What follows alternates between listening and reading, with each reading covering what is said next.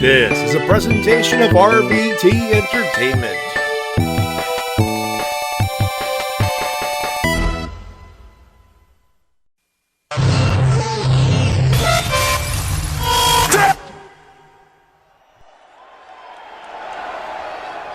Hey, yo. You know, they say all men are created equal, but you look at me and you look at Small Joe, and you can see that statement is not true. Because I'm better than you, and you know it. In the back, there are men and women, seasoned professionals, dues paid in full, gunning to be the best. I'll always light the way, and all you have to do is let me in. Oh, a little bit of the bubbly.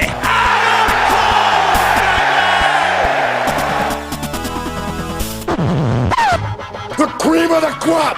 Nobody does it better. Hey, hi, hello, ladies and gentlemen, and welcome to the Wrestle-Cast, presented by RVT Entertainment on Podomatic, Spotify, YouTube, and wherever else we find this fine now recording live on RVT Entertainment's official Twitch.tv channel. We talk about professional wrestling, both from the mainstream and the independent scene, and now you can actually hear me over the music. Believe me, I was pissed when I heard my beautifully done French intro, no goof up, muddled over. Talking about mainstream, pro wrestling, mainstream, independent scene. My name's Matty Jay, that is TWK. Hello. Joining us as always in our third chair, Shintigercurl.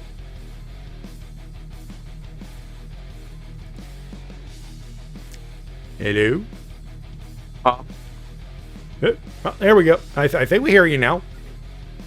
Oh, you could hear me? That's good, because I'm glad you could hear me.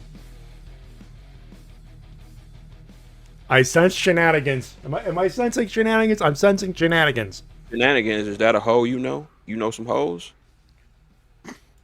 Denzel Washington? No, I don't know him. Just a question. It's never mind. It's the question. It's the question, everybody. Never mind. Why you always asking me all these questions? I'm the one with the question powers. Plus, I ain't got no face. Well, what kind of question you got there, pal? I got a question. Uh-huh. Why is Stone Cold Steve Austin bald? Because he shaved his head to look more hardcore. More intimidating. So he into hardcore porn? Is that what you're trying to say? He's trying to be more hardcore in the porn? I mean, possibly, yeah.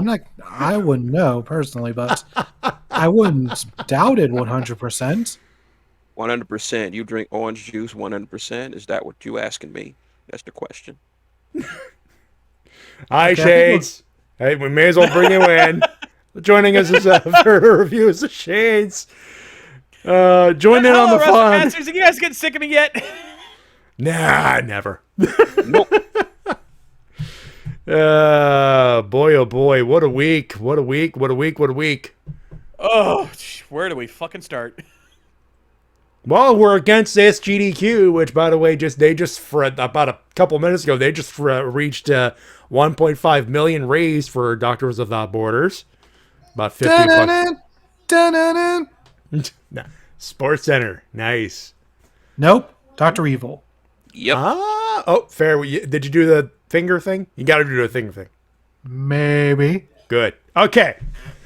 Got 90 minutes. We started early as always because we get stuff to talk about. And don't worry, for those wondering, I will be bringing up GDQ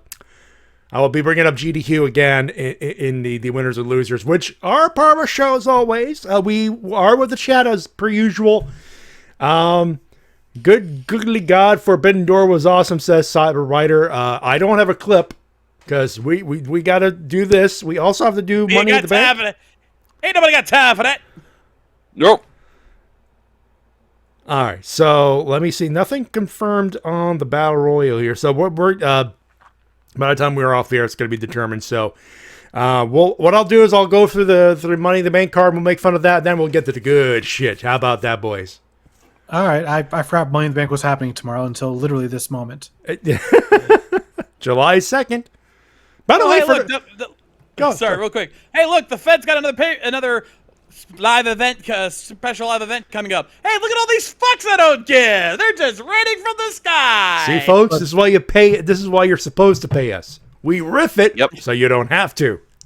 Guys, it's the premium live event of the year until the next time. Yeah, it's so big, it's so big that they tried to sell out the Raiders football field, and they couldn't. Yep. How about they didn't.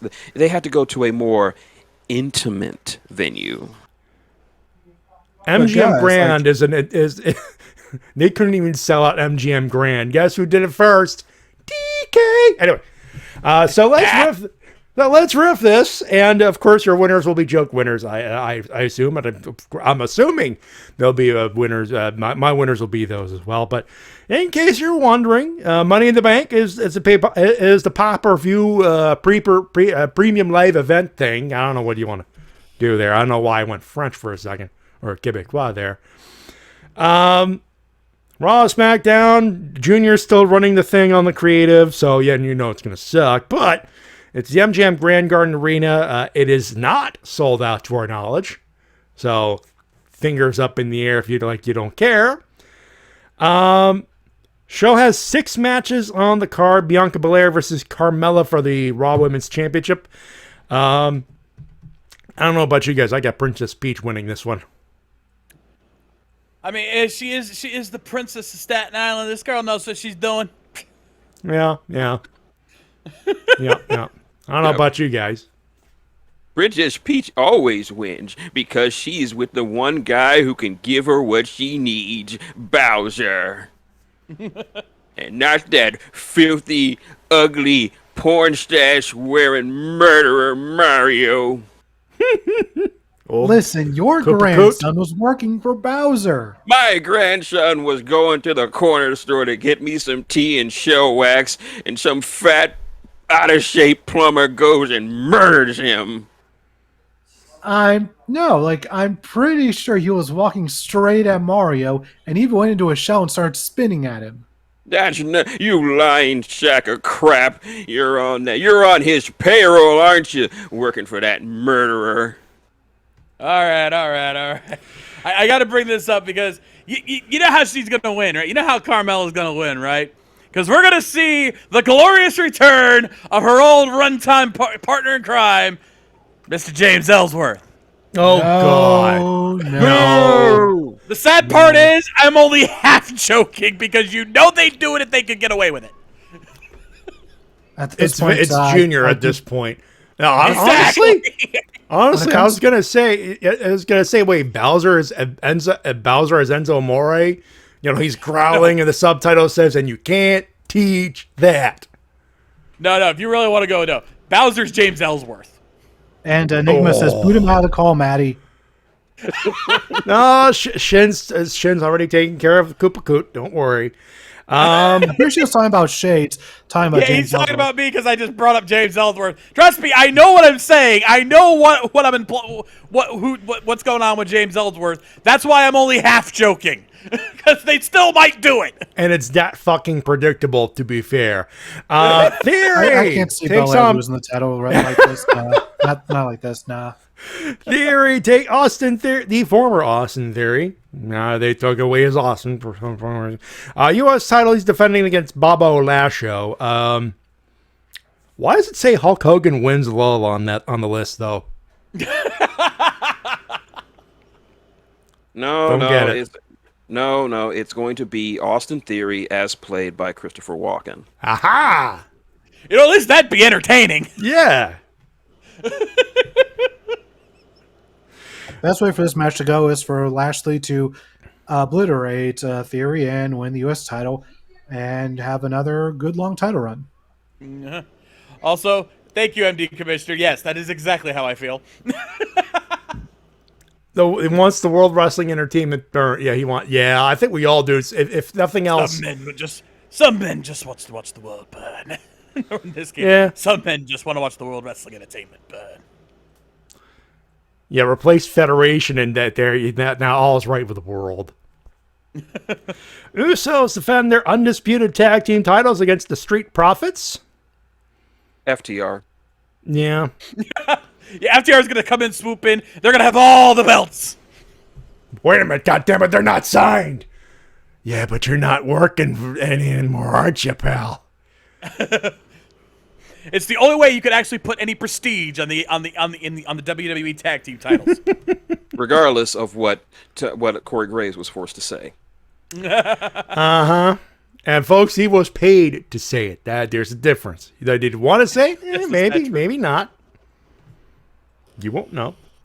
Ronda Rousey defends the SmackDown Women's Championship. Yes, Ronda Rousey is a women's champion. Yeah, again, I know, right? Against Natalya. The chick who played Sonya Blade in the first Mortal Kombat movie wins. The better Sonya Blade. Yeah. Yes, the absolute better Sonya Blade. I was gonna say that, or Rosalina. No, the version of Sonya Blade that was so good, they actually brought her back for MK11. Ah, fair. Yep. The ladies' Money in the Bank Women's Championship ladder match. The participants are Lacey Evans, Alexa Bliss, Liv Morgan, Raquel Rodriguez, Asuka, Shotzi. Yes, they removed Blackheart, fuckers, and Becky Lynch. Nicolas Cage in drag. Oh, you mean Santina Marella? No, Nicolas Cage in a dress. No. I think I see where Shades is going. Nicolas Cage as Santino Marella in drag.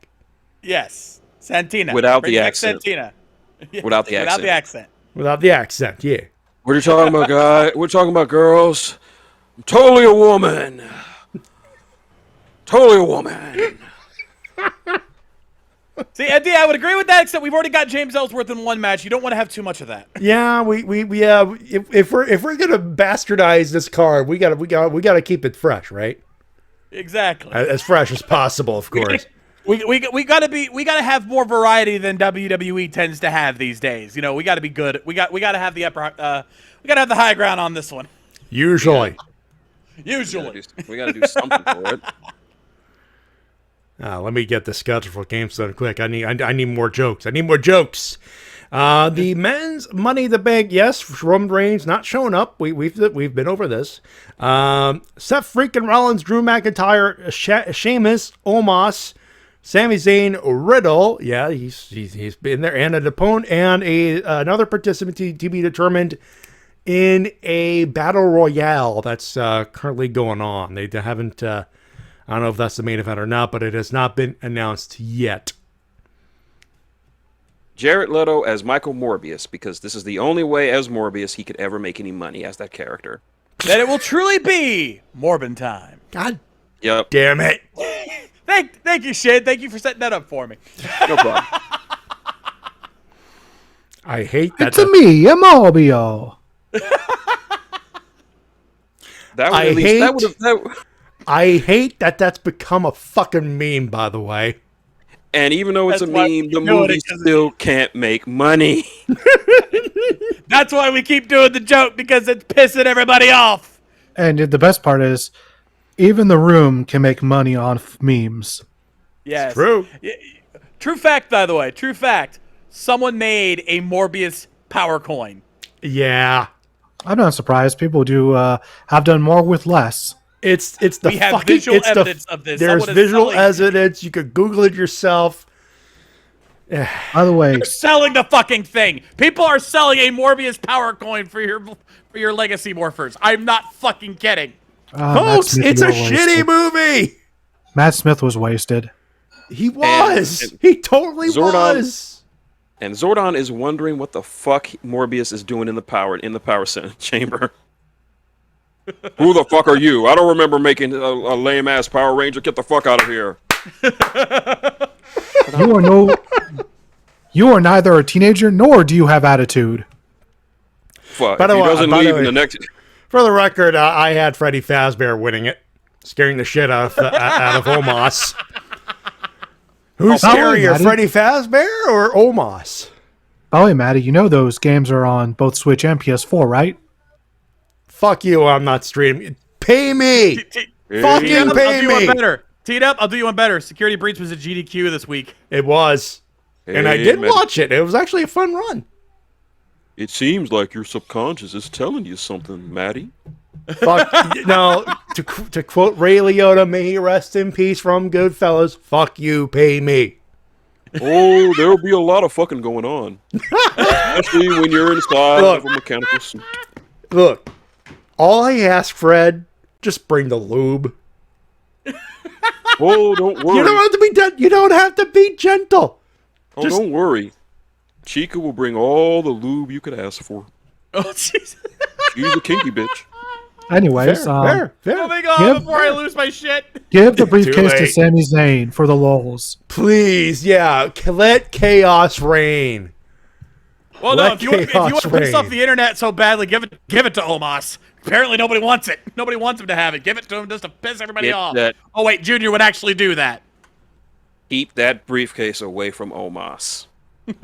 No, you know what? Just to fuck around, they're going to put it on Riddle, and Reigns going, you can't challenge anymore. Well, I have the briefcase, bitch. Anyway, shall we get to the good shit, boys? Let's get to the Please. Oh, Let's get time to get serious for a minute. oh, fuck, serious. We're having fun here. Fair. But The not longer- United we're not Center gonna be played as- host to Forbidden Door. That was AEW and New Japan's cross-promotional pay-per-view. 16,529 loud motherfuckers. Oh yeah. In the Now, best way possible. Now, I want to make a point here going into this review that you kind of have to grade Forbidden Door on a bit of a curve here because, like, half the people they wanted for this pay-per-view ended up getting injured before the event. That's why you judge it from the card and what was presented. Otherwise, a lot of people were I think people were making the mistake of thinking this was going to be crap or mediocre because of the cursed nature of the build. Folks, Yeah. New Japan's been cursed since last year. So Pretty much, yeah. I was not expecting this to be the outright perfect show on the off. And when everybody started getting injured, I'm like, here we go. It's our turn. It's AEW's turn, isn't it? They did what they could with what they had, and they did great. Yeah. They The knocked fact it that out. they were able to put on as good a show as they did with the constant setbacks they kept getting is honestly a fucking miracle. They knocked it out of the park like a home run in Base Wars for the NES. Amen to that. Good call. Let's Matty, let's break it down. Let's break it down. We how much news do we have teed up before we do anything else? Oh, we have a decent amount. All right. So what I'll do is we'll do match by match. Why not? We'll have to speed it up. So if I cut you off, I'm sorry. Bishamon, that's Hiroki Goto and Yoshihashi. They defeated the Factories, Aaron Solo and QT Marshall, confirming once and for all that QT Marshall is the bigger loser than Yoshihashi. We were cracking that joke the entire match too. We were constantly making that comparison between the two. I guess it was an okay match despite Yoshihashi being there sucking it up. All right, shouldn't have to ask. If there was a triple threat match between QT Marshall, Yoshihashi, and your favorite wrestler, the greatest, the Trend Yoshihashi. Yeah, Yoshihashi. Taven. Yoshihashi wins. Hashi. Hashi-san. Yep. Lance Archer defeated Nick Comoroto in a big meaty men slap meat kind of a matchup. Oh, Matty. You got me here, bro. I Let me hit the button for you. I know. I was queuing Me, you man, up. slapping me. There we go. I was queuing you up. I didn't know. It was I was. beefy. I hate that. It's either I'm not subtle or too subtle. Swerving Road to Glory defeated Suzuki Goons, El Desperado, and Yoshinobu Kanemaru. Yes, we had a Centauri surprise. Yay. I love this. I love this fucking tag match. And we're developing this little like build between Keith Lee and Swerve Strickland. You know the team's gonna break soon. Like they're trying to hold on, but you know it's all gonna take is that one moment where those two are gonna snap. I hate to do this, boys. I have to be out of position for a couple of minutes. I put the card in the wiki, and the thing.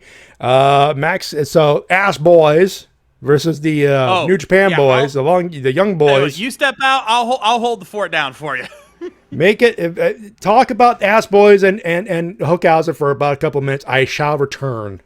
All right, let me set the scene for you guys on this one because this was glorious. So they come out, of course, Max and the Ass Boys come out. They do the whole spiel like they normally do.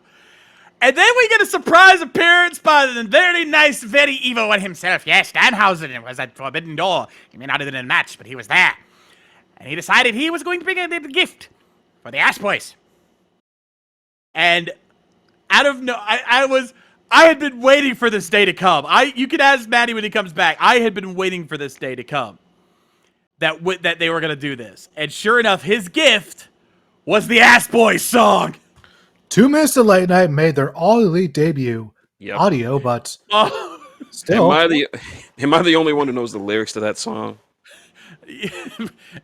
I wish I could remember them, but hey, you know what? Doesn't matter. We got the Ass Boys theme. And the Ass Boys.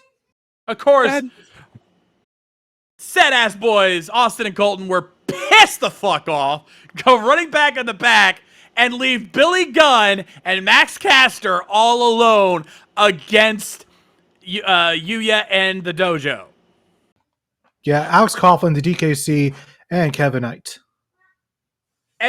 But to their credit, I think I like the story of this match because, especially with what we would see later on Dynamite later that week, but Max and Billy actually won against all 4 of these guys. Yeah, because they're all dojo people. They're jobbers.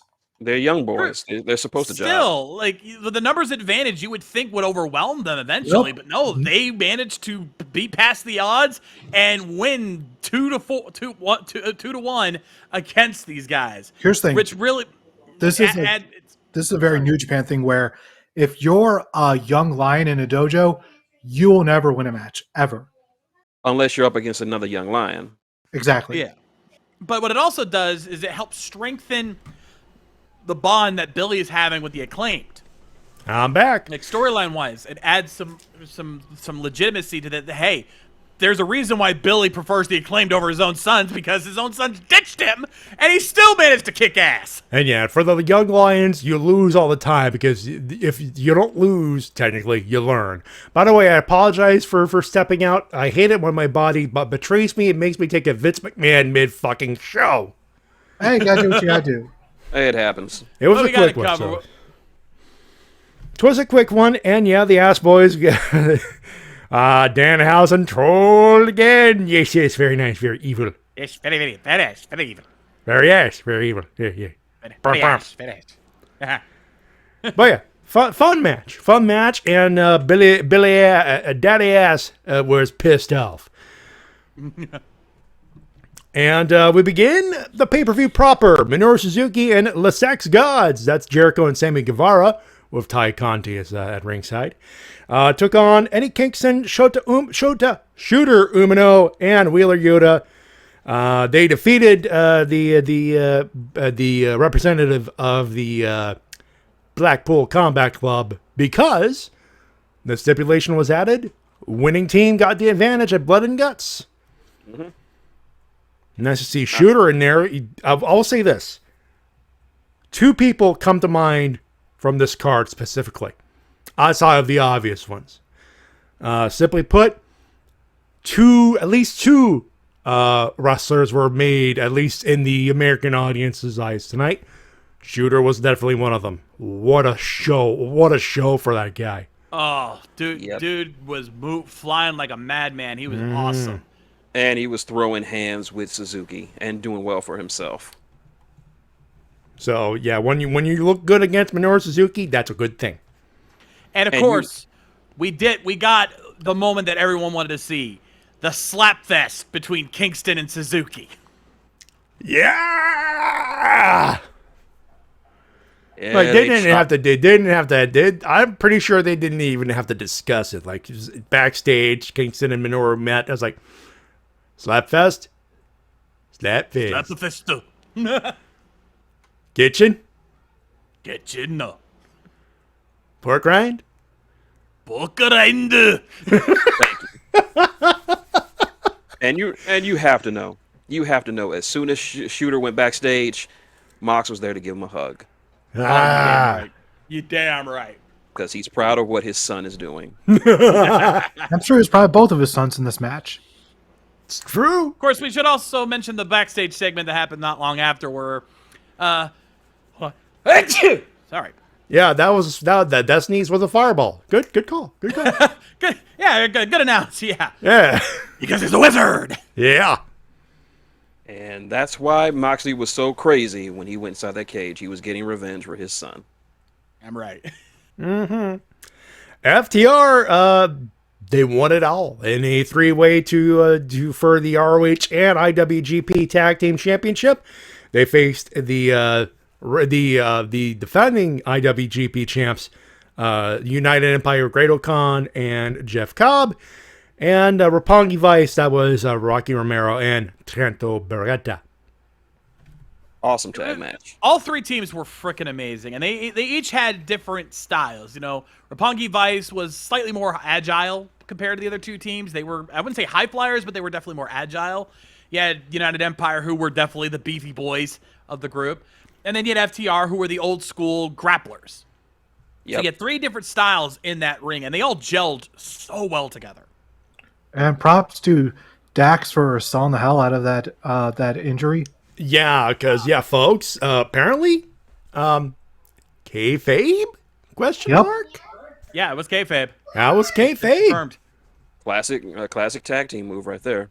Absolutely, and perfectly timed in a triple threat. So it gave the people in the New Japan guys time to shine. But that was not a bad thing. Yeah. No. And, And 7 it stars showed that FTR. Yeah, it showed FTR they earned that to be triple belt holders. So yeah, 7 stars FTR. Oh, that was so good. And this is where I'm like, there's this next match. I'm so pissed we didn't get the guy we wanted, but if it weren't for an injury, we would not get the match that we actually got, which was awesome. Pac defeated Miro, Malachi Black, and Clark Connors, who replaced a injured Tomohiro Ishii. And when I mentioned the two guys that stood out, that were made men, Clark Connors had a night out there, man. He definitely showed his stuff. The whole thing that kind of kills this one, not so much in terms of the match itself. Match itself was great. Yeah. The setup for this, because the whole reason, putting Tomohiro Ishii in there, Ishii made sense, because the whole idea was it was supposed to be all 4 men were not American. It was supposed to be just all international stars. You had England, you had the Netherlands, you had Bulgaria. and then you had a representative from Japan. Unfortunately, Ishii got injured. Connors had to come in, so now we had an American in the match. Didn't completely kill the setup, but it didn't make it as good as it could have been. But that being said, Clark Connors definitely proved he deserved to be in that match as well as anybody. I was watching this with my brother-in-law, and we were both like, "Get out of here, Clark Connors! Stop trying to be somebody. You're not important. Get out of here." I was aware of Clark Connors before this, but now I'm definitely a fan of his. Simply just about sheer toughness. He didn't do much offensively, but the fact that he just kept getting back in the ring, going up against these 3 killers in Pac, Black, and Miro, and just said, "Don't overlook me. I'm still fighting. Come on, give me somebody." He was the Black Knight of the match. He was fighting. He was fucking fighting. And sometimes, even if you don't have too much offense, the fact that you're just fucking in there at all, I want to see more of Clark Connors. He was this match's Black Knight. He was. Yeah, he was. And the interesting thing is that we said this last week during the predictions. We thought it was going to come down between Malachi and Miro. Like it should have been one of those two. But I'm not exactly upset that Pac was the one to take the belt. Me This either. is Pac's first American belt since the Cruiserweight title. That was 2018? 2017, maybe? 2017? Jesus Christ, was it that long? 5 fucking years ago. It took him 5 fucking years to get another belt here in the U.S. Fuck. Good for him, man. Absolutely. He definitely earned it. He put on a hell of a show. All 4 men did a great job. There was not a single bad spot in that match. Oh, and Jason says he called Pac last week. Oh, okay. Hey, you know what? Either of 3 of those would have been great. So, and Enigma says, and there's no Enzo for him to drop the belt to. Thank fuck. Someone on Twitter actually came up with a very good idea for the All Atlantic belt. How about making all the defenses for the belt be in a fatal 4-way? I think that might be too gimmicky. Yeah, I agree with that. I do like the idea. I do have a different idea though. Limit the amount of American challengers for it. Keep international stars being the main challengers for that belt. Let's keep that gimmick. We can keep going. Better. Yeah, it would definitely give it a unique vibe to it, and it would also give some of the mid-card people who you don't see on TV all the time something to do. Exactly. Which is probably the big reason why the belt was created in the first place instead of just doing the trios titles. Better yet, have it that each title defense has to be someone from a different country. You can't just have 2 people from the same country back. Can't to back. be 2 men from the UK. It has to be someone from another country. That makes sense. So and they have enough diversity in AEW to pull that off. And they have a fairly international roster back there. That's doable. Yeah, you could easily pull that off. I do not see that being a problem. Especially now that they constantly partner with so many other promotions.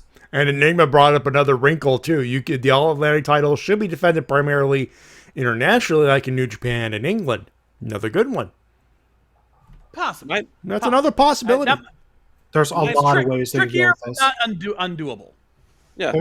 I think the most positive thing we can take away is that there's a lot of possibilities, a lot of ways they can just go down with this title, and most of them sound good. Yeah, nothing wrong with that.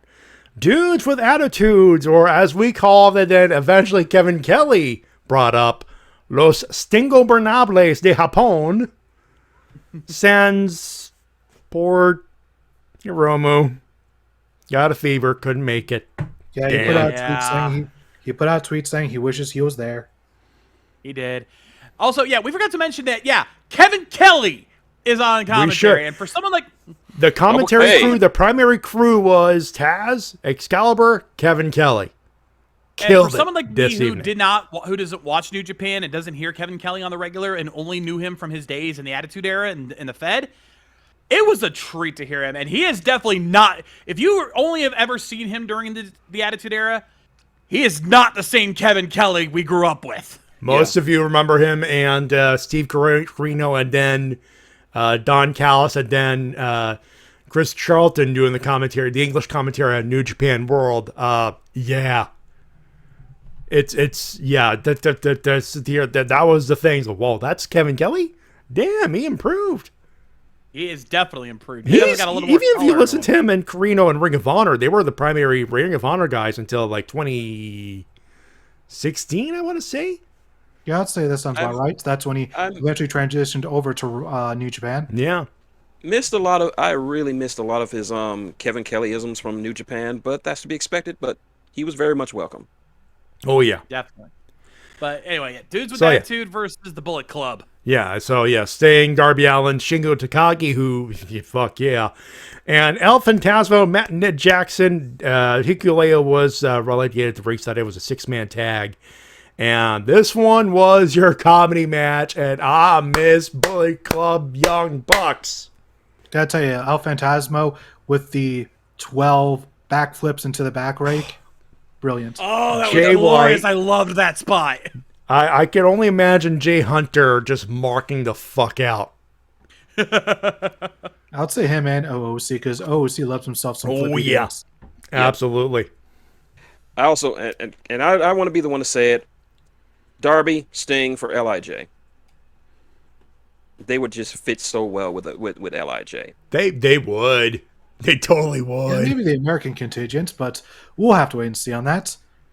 And you know, inside Shingo was marking out for being able to do the LIJ fist bump with Sting of all people. Oh wait, we have to bring up Sting's entrance, which was fucking boss. Doesn't come out. BizCliz comes out. Lights go off. Lights go on. He's in the rafters. No, wait, he's behind you. There's a silhouette. And people are marking out. Why? Camera zooms in, pulls out. There's Sting on the entrance tunnel. Crossbody. What makes it even better is that when the lights come back on, you don't see him on the top of the thing, on the top of the entrance. Yeah. You see his shadow projecting on the back. And that's when you're like, oh shit, looks up, there he is. It was the cinematography that night on Sunday was fucking brilliant. Kevin Dunn, take this and learn from it. No, what we need is 1,000 camera cuts and the camera constantly Fuck working itself that. around. Fuck you. Fuck it. Yes. Fuck it all. Fuck this world. Fuck everything that you stand for. You hear that, Dunn? Thunder Rosa defeated Toni Storm for the AEW Women's Championship. Crowd was still there. Oh, hell yeah. I was still there. At the same time, like, I don't want to call this a piss break match. Because it wasn't. But it really wasn't. Like, not by Fed standards, it certainly wasn't. This was not a piss break by Fed standards. But it was definitely an undervalued match on the card. Like, I've said this before. Toni Storm's a great wrestler. I don't think she was quite ready in the eyes of many casual fans to be in this kind of a match. Going back to the Bullet Club, the Los Stingo Bernables match, MD Commissioner. I love that that Kelly still continues to call Carino's call of super kick during a Young Bucks match. Yeah, there you go. By the way, that's exactly where I get the rider kick part from. You know, on Toka riffs, rider kick. That's Carino. That is totally Steve Carino. Back to Toni Storm. Yeah. I think if you'd given her a few more months, at most a year, I think she would have been fine being in a pay-per-view match of this caliber. She's only been in AEW for a couple of months. She was not ready to be placed in this match this quickly. I mean, she's been with the company for several months at this point. Mm-hmm. 3 tops, because she came in. Remember, her first match was during the Owen Hart tournament. She hasn't been around that long. Certainly not enough to be placed in such a high-profile pay-per-view match. If she was a rookie, I would say that yes, but she definitely has enough notoriety among herself and enough. I think what Shades brings up is in the build-up to the match, not the experience level. Yeah. Obviously, in terms of wrestling experience, she's got it. I'm not disputing that for a fucking minute. And she did a great job with what she had. I'm not saying she did bad in the match. I'm saying that when you think about it from how long have fans gotten to know Toni Storm if they've never seen her in the Fed or anything prior to this, it seems too quick. I would say, in that terms, they did the best they could with the past, especially the past month, like especially her feud with Britt Baker and actually allowing her to get a clean win over her. Yeah, that definitely helped. That's what I think that was their intent, was they were trying to basically put the rocket on her by showing, hey, she can handle Britt Baker. I'm sure she can handle Thunder Rosa, which not a bad call. It could have. It definitely made it better than it could have been, but I got to call it like I see it.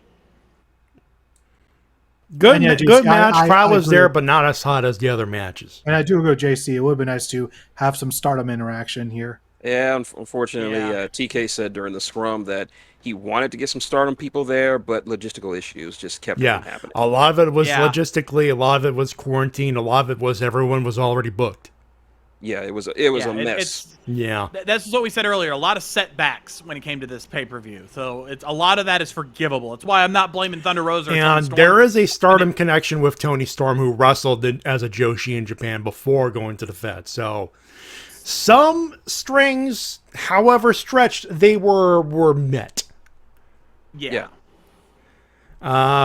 Oh, this is going to be fun. Will Ospreay, he was accompanied by Aussie Open. Oh, this fucking segment. This 22 minutes of glory. Will Ospreay, he wrestled Orange Cassidy in his last match using Where Is My Mind by the Pixies. We'll get to the new one in a few.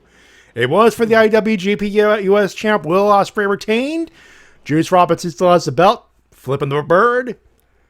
But who cares? Oh, God, we had a glorious match. To everyone who said this match wouldn't be good, I want an apology. Yeah, I'm with T-Dub on that one. Because, you, me, Shin, JD from New York, I Saw think Monster. everybody who knows who the fuck Orange Cassidy Alec. is. Yeah. Yeah, this is a case of if you didn't know who Orange Cassidy was or you'd heard about him and didn't know how good he really was, this match is here to show you the real Orange Cassidy. This is a guy that when he wants to go, he can fucking go. Mm-hmm. When he wants to try, he can fucking go. Yeah, that's the thing that everyone says about Orange Cassidy is that he's this guy that he's just a lazy guy. He doesn't wrestle very good. He's a comedy guy. It's a gimmick, and he works it well. As T-Dub would absolutely agree with me on, this is a man who works his gimmick like a boss. But when he actually when he kind of puts the gimmick aside and just goes in, the guy can fucking go like a madman. And this match showcased that glorious. And Car Junkie brings it up. OC used to be Fire Ant from Chikara. Check his stuff out. Exactly. Yeah. Anyone who has got a problem with this match, the problem is how could anyone think that Orange Cassidy can't go, considering the body of work that he has put up since he got signed to AEW 2 years ago? Right? It's been all of his matches have been good, at the very least good, to the very most great. Yeah, at the very bare minimum, and if I may, at the very bare minimum, they're entertaining. At the maximum, it's match of the fucking night. Guess what? This was match of the night for me. Yeah, Bully Ray, screw that bullshit. Will Ospreay didn't make Orange Cassidy. Orange Cassidy was already made. He was, and as first my first experience, my first true unfiltered experience with Will Ospreay, hype is real with that fucker. Dude can fucking go, man. And speaking of going, Shades is about to go off with this next match. So, Yes. All right, let me do the setup, and then let me do the setup. Zack Sabre Jr. Hold on, Shin, you got something? Yeah, we forgot the most important, one of the biggest pops of the night after that match. Yeah, by the way, I gotta lose my voice first. Folks. Oh yeah, we forgot who showed up at the end. Post match. Doodly-doo. United Empire, they want their heat, but they already got it, but they just want to beat people up. And they do. Best friends pop up, they get beat up. Shibata's music hits. Roof flies off. I'm in a state of shock. And then 2 minutes later, everyone's ears gets blown out. Yeah, they did. He totally. You talk about roofs flying off? Matty's roof flew off. I marked the fuck out. He did. He totally did. Shibata, and I love the fact that even just the opening notes of his theme are recognizable enough to this American audience that even they were screaming. Yeah. They picked the right crowd for this pay-per-view because this crowd knew who the fuck these people were, and they made sure that anyone watching at home, they knew who the fuck these people were. Yep. I was so goddamn happy in my head place. We need Shibata and AEW more. Give me Katsuyori Shibata versus Samoa Joe. Dude, don't give me hope. Okay, Hawkeye. Thank you. Hey, just goddamn it, I want him versus Joe. I want him versus Malachi. I want him versus freaking Miro. Shibata versus Danielson. Thank you, Enigma Extreme. Thank you. Do it. Yes, please. Do it. Please. Shibata I wanted Kingston. that match yesterday. Shibata versus Kingston. Thank you, Shin. Katsuyori Shibata versus Aaron Solo. Why do you hate Aaron Solo so much that you want him to die? You know what? No, you know what? I've seen it would be a good match for him, actually. I know Tina's trying to be ironic and trying to be jokey about it, but it'd still be a good match. Here we go, Matty. JC with the right one. Shibata versus Hook. Stop. Our penises can only get so erect. Yep. That's a dream match, folks. Yeah. Shibata's music, and then Action Bronson hits. Holy shit chant at the bell. Call it. I'm calling it now. That gets booked. bell rings, holy shit chant. No one ever know me. And not a word would be exchanged between the two of them. Nope. Just But a would they straight- share? Would they exchange potato tips? Post-match? Post-match. Yeah, post-match. Yeah. Post-match. Now. Now it's time for Shades to start his career. Now Now we let's do mark. the setup. Zack Sabre Jr. versus an opponent of Bryan Danielson's choosing, who said it's the only guy he trusts to take his spot. The match went 18 minutes, 26 seconds. Shades, please be careful with her ears. I make no promises, motherfucker. Because, yeah. Bear in mind also that whoever this person was going to be joining the Blackpool Combat Club for the Blood and Guts match on Wednesday. So it's got to be somebody who was technical and violent. And there was only one man that could fit that role.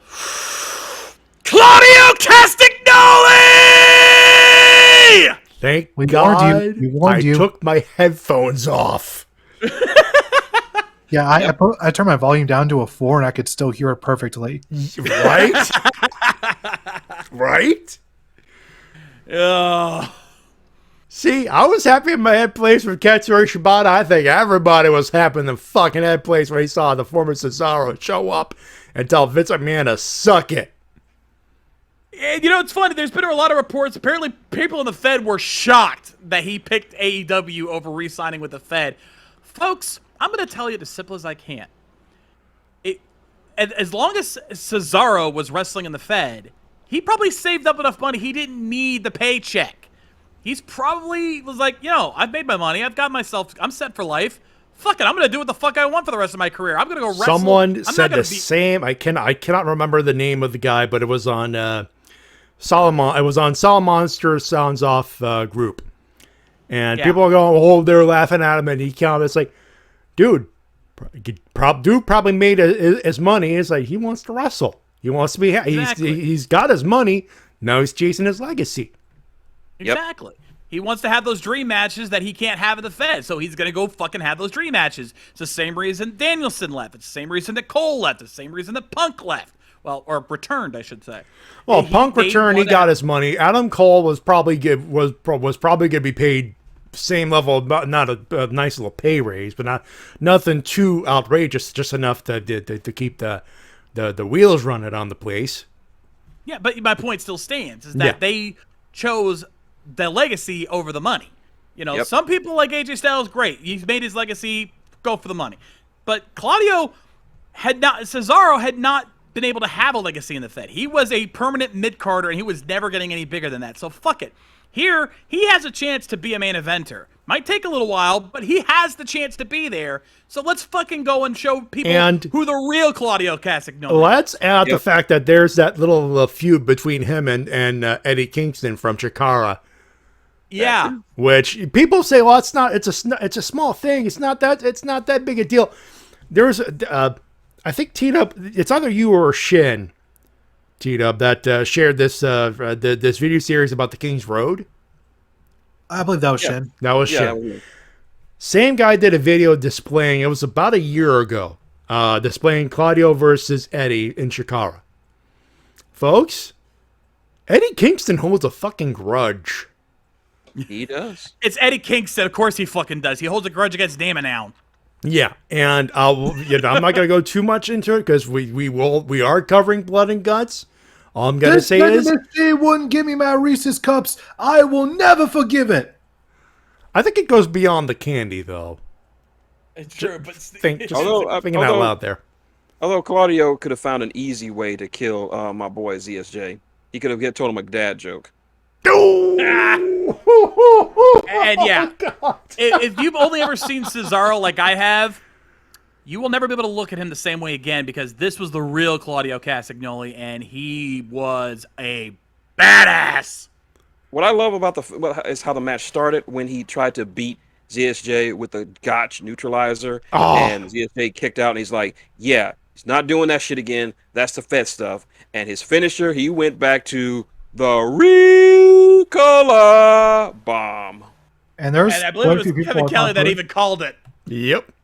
Yeah, I saw quite a few people on Twitter who clearly have not seen him outside the Fed that were actually, he was like, wait, is that actually called the Ricola Bomb? Like, yes. Yep. Yes, it is. He is from Switzerland. He is a Swiss. Yeah. Remember, in the Fed, even in the Fed, he was called the Swiss Superman. Yeah. And Hey. and a lot of people say, though, he's turned up to 10 or 11. I said, yeah, he was always at 8 in the Fed. Like tell him that people told him to slow down. Okay, I'll slow down. He never really slowed down. He just toned it down enough for them to not notice that he was still at an 8. Hey, Zack Sabre Jr. I got a little story to tell you. You know, you hear a lot about vampire stories in Switzerland and vampire stories from Europe, but you never hear vampire stories from Africa. Do you want to know why? Oh, God. Because they bless the rains down in Africa. That joke killed Austin Creed dead. God damn it. Why would you bring it here? Because reasons. Because the party is forever. And shout out to Austin Creed and Becky Lynch for just not even hiding their excitement for this debut. Yeah, Naomi, a few of the wrestlers. Becky Lynch is like, she's a mother. She's got everything. At this point, she don't need to give a fuck. She literally posted a screenshot. And Austin Creed, it's the party. It's the party. It's the party. Gotta rep the party. Party Also, the sleeves had the up, down, down signs. Just saying. The party is forever, folks. The party will one day be all elite. Hopefully. Yeah. I'm hoping for it. All right, let's get to let's get to the rest of this stuff. Fatal 4-Way IWGP Heavyweight Championship. Jay White retains against Hangman Adam Page, Kazuchika Okada, and Adam Cole Bay. It went 21:05, and this was a fun match. The ending was a necessary evil. Yeah, apparently. Yeah, unfortunately, Adam Cole suffered a bit of a concussion there by the end. He got knocked the fuck out. Yeah, he got knocked out. Legit, he got a concussion, and Jay White saw what happened, and decided very, very wisely that that it was just better to wrap it up. I get the feeling was that Adam Cole was to eat the pin, considering the betrayal and all that stuff. Yeah. He saw an opening. He just went through it. Okay, we're going home. Yeah, that's what I was thinking too. But yeah, I don't think it really changed anything in terms of who was supposed to win. It was going to come down to Jay White and Okada anyway. Between one of those two, you know, Page or Cole was not walking away with the belt. That as much as I love those boys and they did a great job, you knew they weren't winning this match. But once that happened, it's like, okay, it's already going to end this way anyway. Fuck it, let's just go. Let's just wrap it up now and get him back. Jay White knew he was supposed. Like, I get the feeling Adam Cole was supposed to eat a Rainmaker. No, not a Rainmaker. Jay White's finisher. Blade Runner. I think he was supposed to eat a Blade Runner in a betrayal moment. Boom, done, dead. can I just talk about the pop that Okada got? Well, I mean, up until that last week, we were under the impression that Okada wasn't even going to be at the pay-per-view. Like, that was out of fucking nowhere that Okada even showed up. So, for him to be there was a big fucking deal. Yeah. And Chicago gave him a godlike welcome. Just and I was right there joining him. Just it was almost like you were watching wrestling Buddha just walk through onto the. He was walking out saying, "Sup." Yep. We got to move on because we got some news, and I want to get to that. But great match, smart, necessary evil ending. Yeah. It is a bummer, but you know what? It's a good thing it's the co-main, not the main. Because that could have been a hell of a bemol, if you know what I mean. And I think that would have probably been a mood killer if that's how the whole pay-per-view ended. However, we were treated to a banger for the main event. Jon Moxley defeated the Ace, Hiroshi Tanahashi, to become the interim AEW World Champion. What a way to end the night. This was a match that was built beyond the bounds of AEW. Jon Moxley has been gunning for Tanahashi for years. to get to this moment. So this was a match that needed to fucking happen. And, it wasn't the match they originally planned. It was supposed to be CM Punk versus Tanahashi. But you know what? With Punk being injured and they had an opportunity to give us a dream match, they gave us a fucking dream match. And Mox and the Ace fucking delivered. I also love the fact that Mox came out to the first part of his New Japan theme. That was so brilliant. I loved it. The opening to his theme, and then they cut to Wild Thing, which, you know what? If that's what that was a compromise, fair. No complaints. No, sir. It gave us the pop we wanted on that. And shout out to whoever put this match together, because it was very interesting seeing Mox go back to working as a heel. Yeah, he was in a sense. Yeah. Yeah, because no one really wanted to boo Tanahashi. It was a case of I would say it was face versus tweener, because Mox wasn't really being full heel, but he definitely wasn't being a face at all. Because you can't boo Tanahashi, but you can't really boo Moxley right now either. The crowd was 100% booing Moxley. They jumped on board. They jumped on board. All right, I know we got to gush. I know, but I'm looking at the time. We got to at least comment on the post match. Which this is the one time where I think they killed it. This is the one point where I think they fucked up. Because I get why they did it. Here's the set. Yeah. So here's the setup. Mox wins. There's a bit of then there's like, well, you know what? Hey, yay! And of course, Mox gets up, points at Tanahashi in his way to saying, "Good match, buddy." They get up, they chat, and it looks like they're about to shake hands. And if they shook hands, Jim Ross says goodnight. Perfect show. Yeah. For what was delivered, perfect show. They would get 5 out of 5, or 4.5 out of 5 with the extra 5 points being Katsuyori Shibata, to make it a 5 out of 5. What can I say? I marked out hard. And then Jericho comes out. And the JAS, they're beating up, and then the rest of the crew, the Blackpool Combat Club, heads out again. Out comes Castagnoli with his theme, and there's a schmoz. It's like, okay, we'll see you on Wednesday. Blood and guts. Tanahashi doesn't even get to get up. They fade to black. This was not the way to end this show. I get they were trying to sell blood and guts, but this was the one time you didn't need to do that. All commentary had to do. Handshake. Oh my God, Jon Moxley was bleeding. What will be his condition on Wednesday? Tune in. But until then, good night, everybody. Fade to black, handshake. Perfect. All you had to do. That's all. I'm up in the air about it, honestly. Because on one hand, it was a schmoz to end a great match. But on the other hand, it did give us that visual of Eddie and Cesaro just at each other's throats because Eddie Kingston holds a grudge, and at that point I completely forgot that they used to have a grudge back in Chikara, so I can see both sides of the argument for and against this particular ending. They had a great video package before Blood and Guts, which explained everything, including the undertone of Kingston and Claudio. So at this point, I'm like, I see why you're 50-50. I was 50-50 on it as well, but I would have went with the discretion of just have them shake hands, fade to black, and then have commentary say, "Oh my God, Jon Moxley's got blood and guts. What's gonna happen?" That would have been enough. That would have been enough.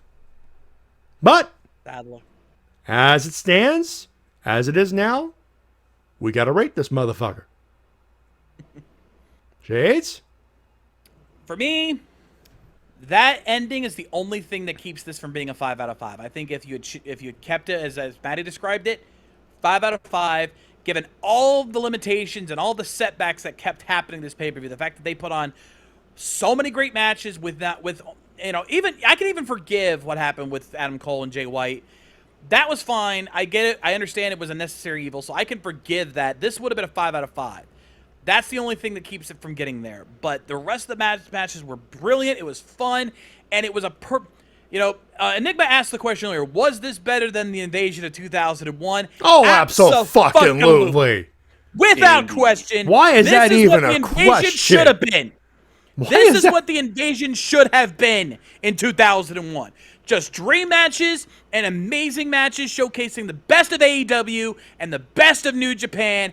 This was an amazing pay-per-view. I'm giving this a solid 4.5 out of 5. You can only do so much better if you tried. I can only ask, why was that even a question, Enigma? You know the answer was yes. Shin. After some deliberation, I'm going to give this a solid 4.9 out of 5. Like you said, that ending with the schmaz did kind of detract away from it, but not enough to affect the overall value and the overall quality of the pay-per-view. Banger matches up and down the card, not a single bad match. We got surprise debuts, we got cameos. Everyone looked good, from the New Japan dojo to the junior heavyweights. Everyone who came from New Japan, they came in to put their fucking working boots on. And even with all the stuff going against it, it still was a fantastic show. And in my honest opinion, the best pay-per-view that AEW has ever put on so far. T-Dub. I give it a 4.5 out of 5 because of all the reasons previously stated, and it's just a really amazing pay-per-view, and the fact that the pay-per-view just went by. It did not drag one bit, and the crowd was red hot from moment one to the final one. So, That's if you where I haven't seen stand it, here. what are you doing? It's not perfect, and I will not rate it as such. Katsuyori, I have to take away the Katsuyori Shibata bonus and on that one, but it's still 4.5, and it is by far and large pay-per-view of the year so far. Easily. It's going to be hard to top, honestly. Very. Very hard to top, but solid effort from everybody. It would have been nice. I probably would have stuck at 4.9 because of the ending of the co-main of the IWGP World Title match, because it was a necessary evil. But this is, regardless, this was not a scrap of fat in this one. And I am okay the fact that with even that. in Japan, this pay-per-view was regarded so highly that the guys that the owners of New Japan are like, yeah, we definitely are thinking about doing more of this. I think that's a sign there, ladies and gentlemen. Do it in February instead of Honor Rising, and I will watch the. I will pay for New Japan World again. That's how much I'm considering it. That being said, T-Dub, we got about 15 minutes. Let's go. Oh boy. All right. First up on the news, Cody Rhodes has been confirmed for AEW's Fight Forever video game. Kenny Omega confirmed it himself, and again, it's a simple reason. Cody Rhodes was an important part of the beginning of the AEW. It'd be a crime not to include him, and I tend Plus, to he agree probably with already that. had a contract to deal with it, so taking him out would probably not end well. Either way, smart move. Jeff Hardy pleads not guilty to his charges, which is the head scratching to me. God damn it, Matt. God damn it, Jeff. God. You know, I'm gonna leave my thoughts to the winners and losers on this one. All right. And because it's the weekend, don't even talk to me. Don't even look at me and act like the weekend is starting before you watch the WGGP. Because first off, we had Rock Hard Rock defeating Mark Henry, Sexual Chocolate, in an I Quit match in SmackDown 1. Fun chaos that match was. Scoop Slam City. Yep. And The Rock wins and ties his cousin, the Tribal Cheeks, for most offenses. Next week, history might be made. Who knows So- what's gonna happen? So, is that the last of it? Because I might have one more story to throw in. Oh, I got one more. We got And then one in more. the event, for the multiversal title, we have Michael Myers defeating both Shrek and Austin Powers. in The a three three-way faces deathmatch. of Mike Myers. The three faces of Myers. That was a great nickname for that. That was the bloodiest match I've ever seen in WGGP history. Yeah, I think you needed to underline that. At one point, Michael Myers just stabbed Austin Powers in the groin. Twice. Yep. Fire Pro Wrestling, folks. Fire Pro Wrestling World, I should mention.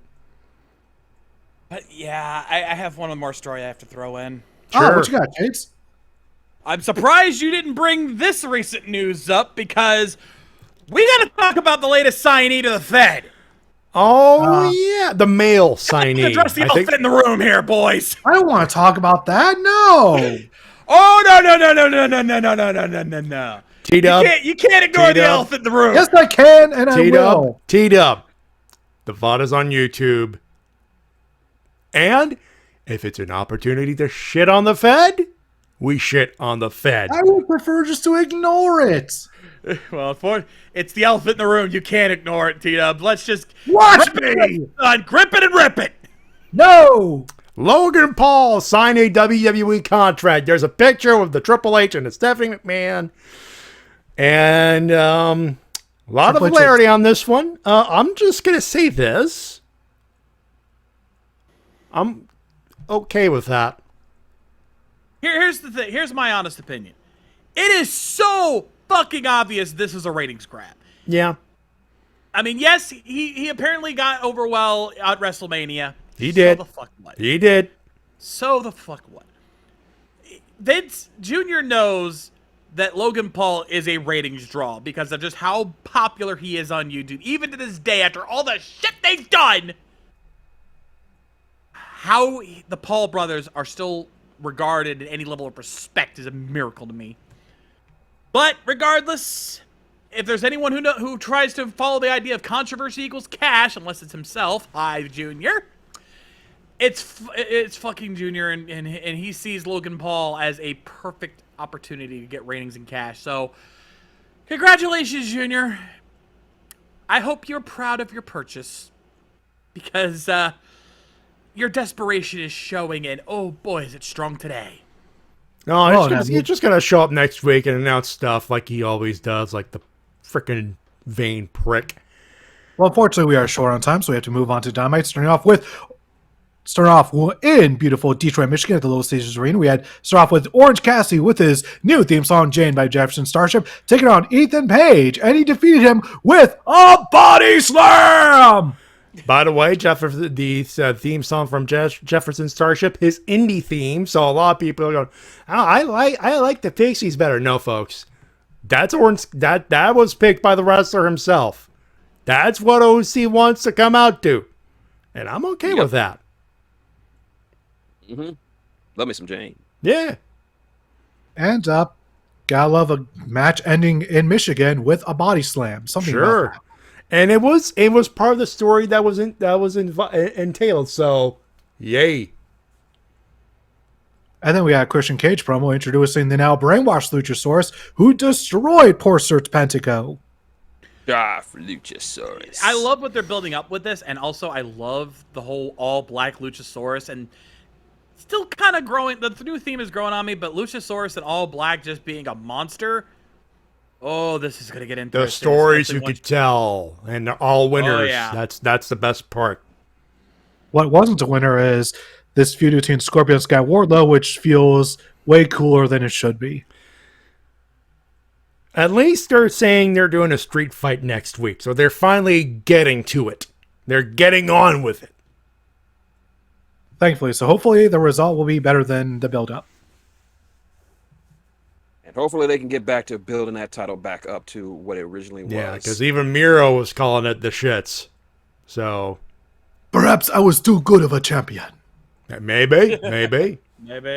That's literally what he said. Hey, hell of a way to set up Miro versus Wardlow, though. Ooh. Perhaps.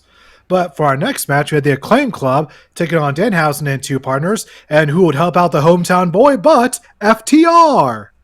Yeah, they know how to wrestle. I guess they're kind of good. Yeah. And the logic behind them teaming up with Danhausen actually just it works because it's not that hard. FTR just want to fight somebody. They just want to wrestle. They don't care who they're working with. They've been building up to these three being a team for weeks on Danhausen's vlog. They have. So if you watch the vlog, they finally paid it off. Oh man, gotta love it when bonus viewing pays off.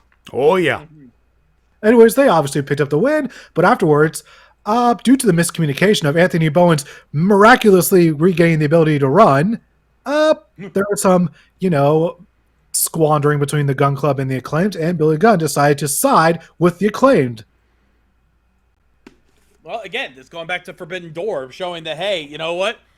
acclaimed and proven to be better and more well received than his own sons. Fuck it, side with the better team. Yep. And then we got a promo hyping up Jay Lethal versus Samoa Joe at the Ring of Honor Death Before Dishonor pay-per-view. By the way, they have a new pay-per-view, and they've rebranded. You might have noticed the Ring of Honor logo has indeed been changed to reflect the new logo. Which is basically based on the original logo. Just a couple of more changes to make it a little bit more modern-ish. But beyond that, that's the new logo, and you know what? I dig it.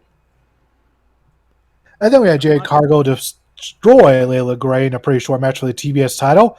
And after some trash talking in the ring, Athena and Statlander ran down to attack the baddies, but Layla Gray helped out after being advised to by Stokely Hathaway. But this is done to Jade's chagrin. She is still not having any of this. Yep. 34-0. My dad loves her. Not hard to see why. She is a dominant athlete.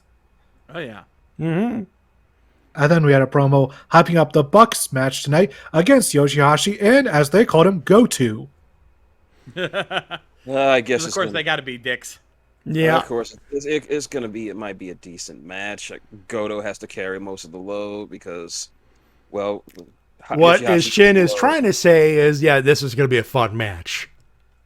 Maybe. And another fun match will be tonight's Royal Rampage Battle Royal to determine the new number one contender for the Interim Championship.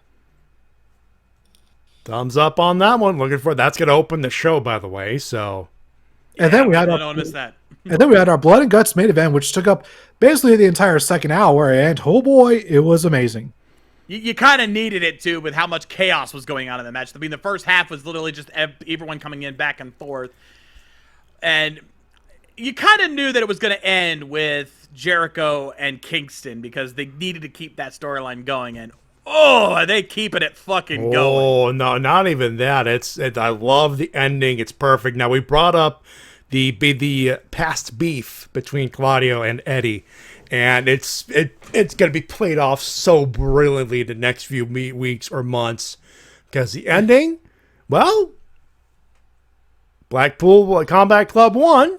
And Eddie had the submission. He had the stretch plum and Jericho was holding on. But at the same time, Claudio, if nothing else, just to be a team player, saw Daddy Magic pop up trying to run interference. He cock blocked. Puts on the sharpshooter, and it's a wonderful image. And then Menard taps first. The ring bell rings, and Kingston goes, "I didn't get the tap." And he looks at Cesaro and he looks at Claudio, and he goes, "Oh fuck, oh," and he's so goddamn dejected. It's so perfect. He's defeated because for the five members for the other five members. Hey, it's a win. We won. But for Eddie wanted that fucking win. He wanted Jericho to squirm and tap like a little bitch, and he was denied that. And the man who denied him that, Claudio. If they want... He eventually did and accept that, okay, hey, thanks for the help, but you can But he's still like, dejected, and there will be that part of his brain going, I can't fucking trust him to even make me win. Folks, if Tony, TK, if he wants Cesaro, I keep saying Cesaro, but if he wants Castagnoli versus Kingston 3, that's a hell of a way to plant that fucking seed. Because everyone's really happy, Kingston's disappointed. Also, she noted that Santana suffered an injury early on in the match. Or so they say. There's rumors of him and Ortiz not exactly being on the up and up, and he's considering, letting the contract lapse. Which would be a horrible way for the team to end because these two have been teaming forever and ever. Yep. And what the hell happened between Santana and Ortiz for them to want to split? Like that, oof. Which was some bad beef. It also makes sense because lately on TV they've been pairing Ortiz up more with Kingston than Santana, it seems. Yeah, it seems. So there's heat. We don't know what it is, but there is heat. It's sad, and it's gonna be weird seeing Santana as a singles wrestler. Although Eddie did have two of the best moments of the night. He did. Oh yeah, the kendo stick entrance. The kendo stick entrance for sure, and the Mick Foley spot as we likened it. Poor Sammy Guevara. I can only imagine what he was saying to him just before he chunked him. He's like, Shh, "It's okay, bro. It's okay. Yeah, just go into the light. Just go into the light. Just go into the fucking light. Go into the light." No, what he said was he was just making his favorite New Jack quote: "Bombs away." But yeah, okay, I got it. Yeah, guess what, Sammy? I'm gonna throw you off this fucking cage. The Aki way. No, the face he made when Sammy landed, I think it was part of selling the manic glee of committing attempted murder with, oh my god, the fucking spot actually fucking worked. Yeah. I was just That was a surprised work he was able shoot to- smile right there. He's just like, on the one hand, yeah, I fucking killed him. On the other hand, holy shit, that spot worked perfectly. Hell yeah. And better yet, somebody yells up, "Hey, Eddie, don't forget the Bev!" And that smile comes up. He's like, Never. never. Never. And if it's even more, considering when Sammy landed on the table, a bunch of water bottles went flying everywhere. So he didn't forget the Bev. He did not, sir. No. None of that. All right. To be continued, but yeah, Kingston versus Claudio. Yeah, seeds are fucking planted at the very least. All right, we got 10 minutes left. Let's do winners and losers, boys. Shades, kick us off. All right, loser for this week, no doubt has to go to the Fed as always, but for a specific reason, as I mentioned earlier, signing fucking Logan fucking Paul to the Fed.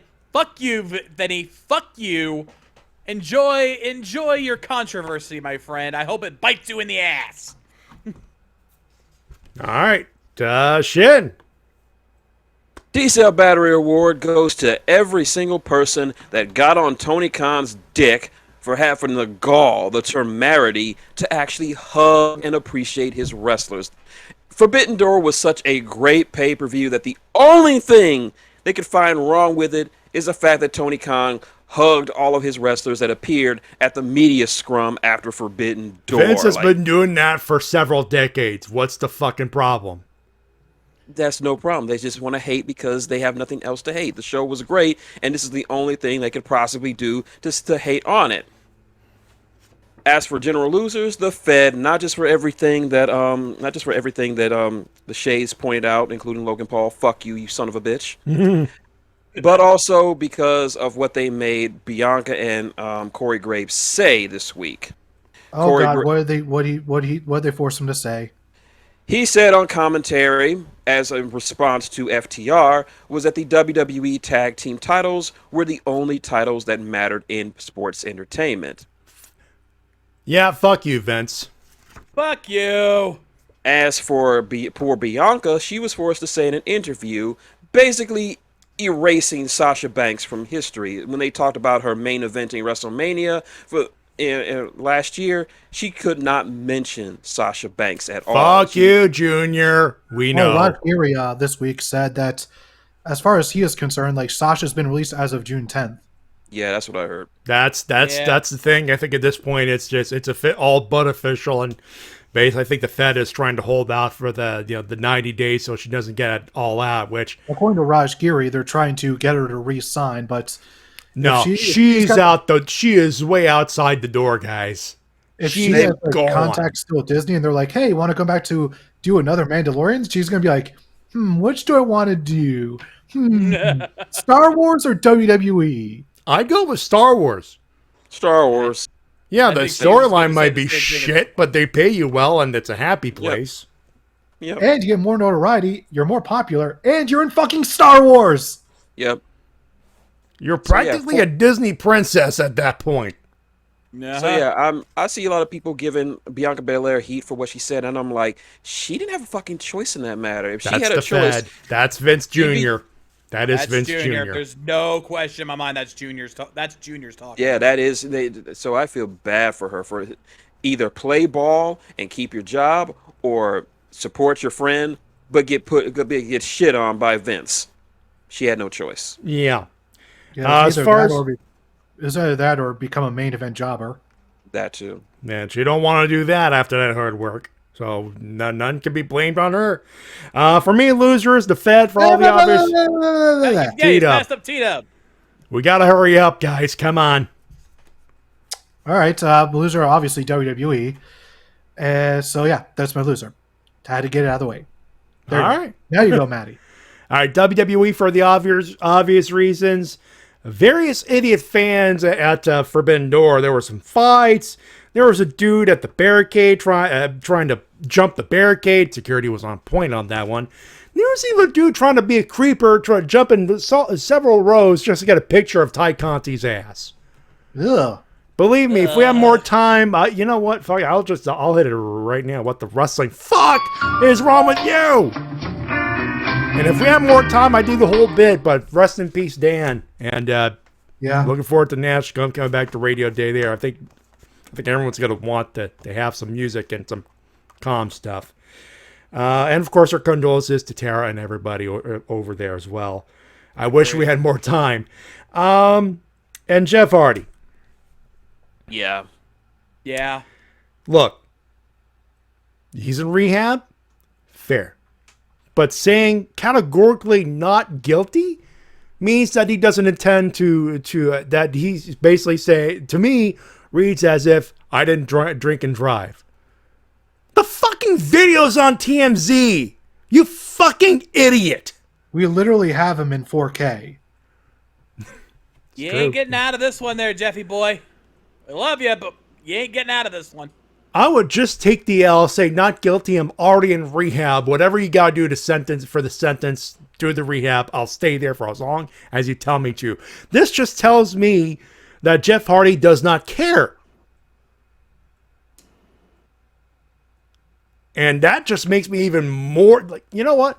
I'm not shocked. I'm disappointed. I'm really hoping it's just a thing his lawyer told him to say. Yeah, I'm my hope it is that, but for right now, it just makes me sounds like you're not even acknowledging the fact that you almost fucked up Royal. That being said, let's do winners. Well, I think the winner for me is kind of obvious, and I'm pretty sure everyone's going to agree with me on this one. AEW and New Japan Forbidden Door. That pay-per-view is a winner in every respect of the word. AEW is on its way to getting permanent winner for me at this point because they just keep fucking killing it. Shin. Mom, you want to come here? Get this broom? We Yeah. gotta sweep this up. We gotta sweep. Yep. Yep. AEW and New Japan. They, despite everything going against them leading up to Forbidden Door, it was, well, we've been gushing for the last, 45 minutes or so. It's glorious. It's some of the best wrestling you will ever see. Go out and watch that shit. If you ain't watching wrestling, watch that shit, and it will restore your love of wrestling. Just thank you, TK. I want to give TK a hug. Hug me, TK. Hug me. I second that. D-Dub. Obviously AEW for Forbidden Door, but I also have to give one to my best friend because for those who don't know, last Saturday we had to put our cat down. Yeah, my condolences for that, by the way. Thank you. Yeah.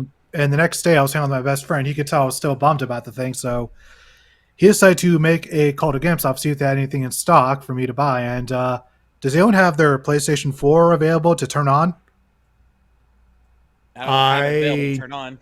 I have it here, but turning it on would mean you'd be hearing a lot of noise. I don't have Because a if you did and you went over to the friends list, you would see that I am signed on to a PlayStation 5 right now. Nice. Guys.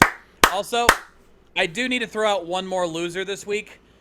We got to give a fuck you to Cancer because we lost a YouTube legend today, yesterday. Yeah. Who's For those that? who didn't hear, Technoblade.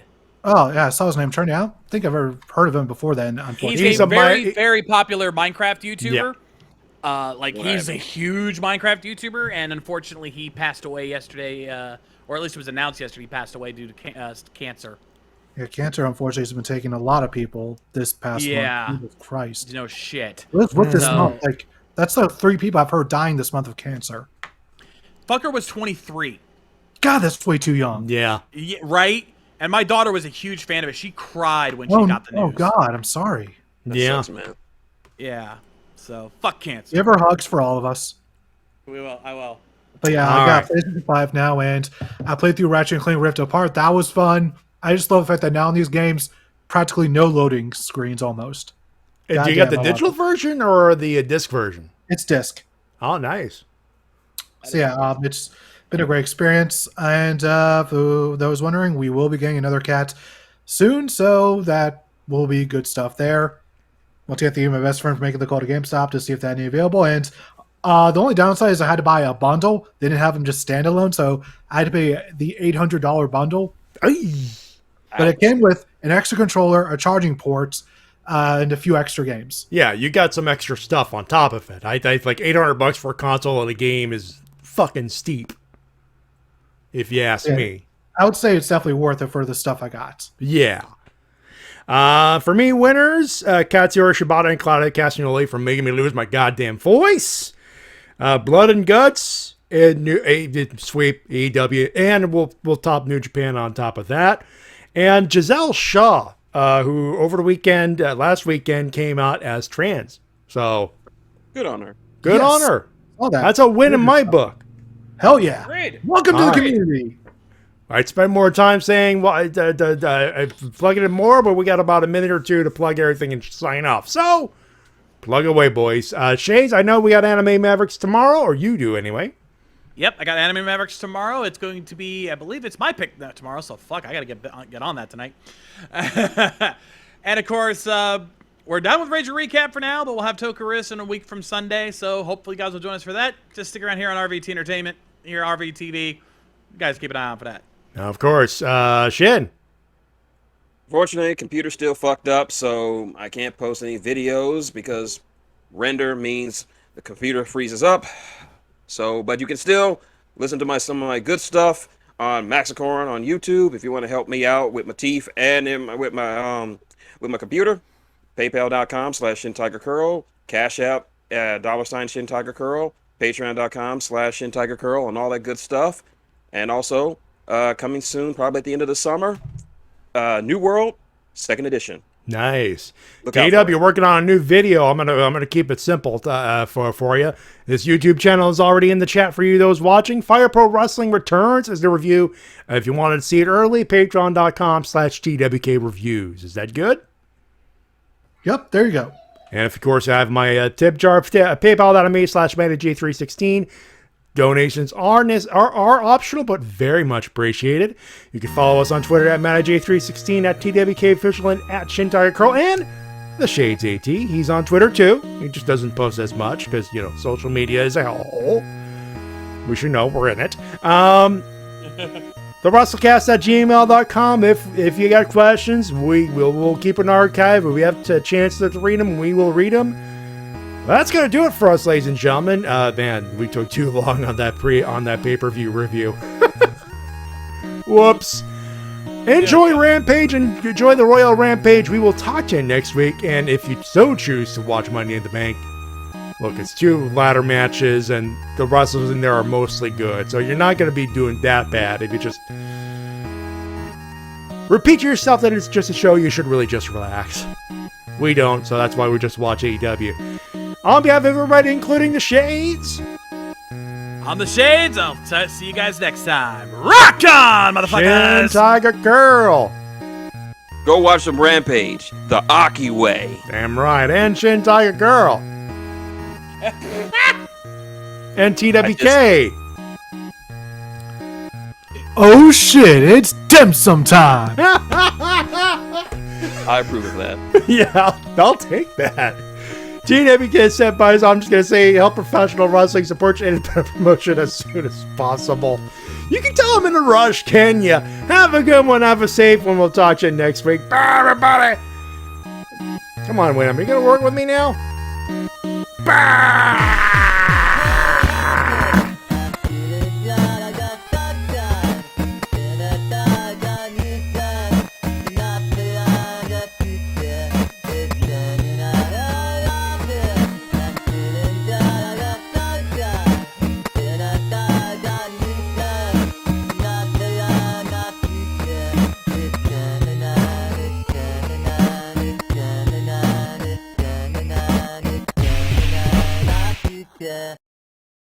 Gentlemen, I want to call this team not just dudes with attitudes. I want to call them Los Stinkovernables de Japón.